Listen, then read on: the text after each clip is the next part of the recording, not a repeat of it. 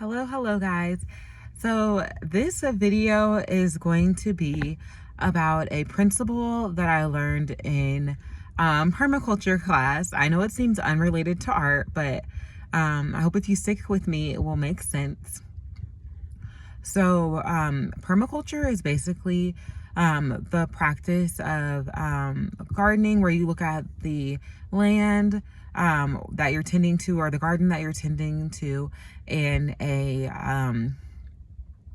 holistic manner. So you're thinking about the soil that's there, all the plants and how they interact with each other, how the energy that the gardener may have.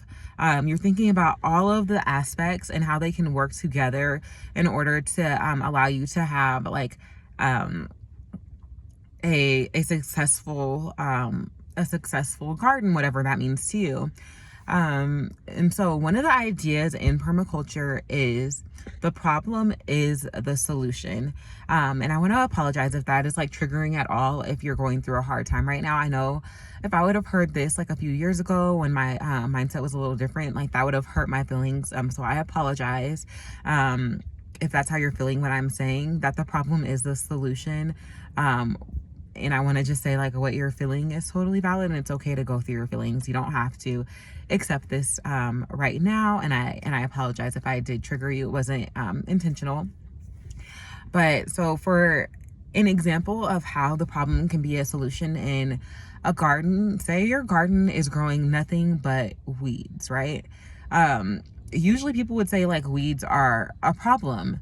But in permaculture, since the problem is the solution, maybe weeds are telling you, oh, like you don't have like the best soil quality right now. You need to amp up that soil quality. And so like the person that is tending to that land in the permaculture environment instead would choose to chop down those weeds and maybe leave them in place and let them turn to mulch and let all of those nutrients from those weeds improve the soil so you can grow something that may be like more beneficial to you in your garden moving forward. Another example is you could choose that these weeds aren't weeds. You could choose like, what are these things that are naturally growing here and what benefits do they have to me?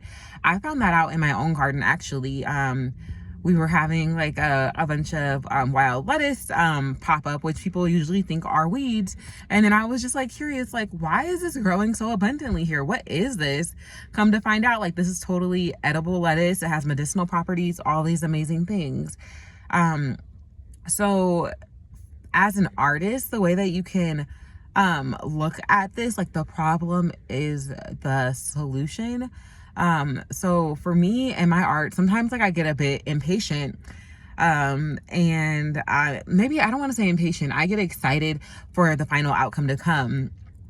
And I don't like working on pieces over multiple days. And I kept on trying to push myself to be one of these patient artists, to be somebody that's more planned out. But no, the problem is the solution. That's a great thing. Some artists wish that they could like be more prolific and have tons and tons of work. The fact that I like messy and imperfect art, it's a win. It means that I can make a lot of work. I can make expressive work.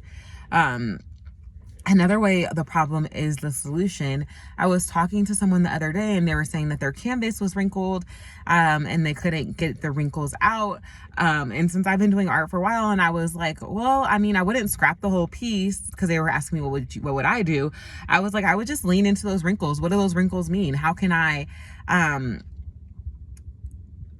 emphasize them and add to the story? Can I add more wrinkles? Is this just like the theme that we're going with?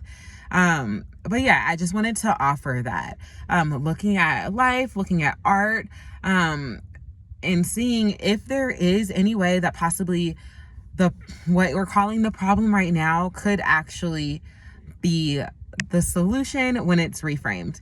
Okay. I hope that was helpful. This is another one of those videos that maybe it was selfishly for me and I need to come back and listen to this later. But if you watched with me, I'm super, super grateful, and I do hope that it helped you, and bye for now.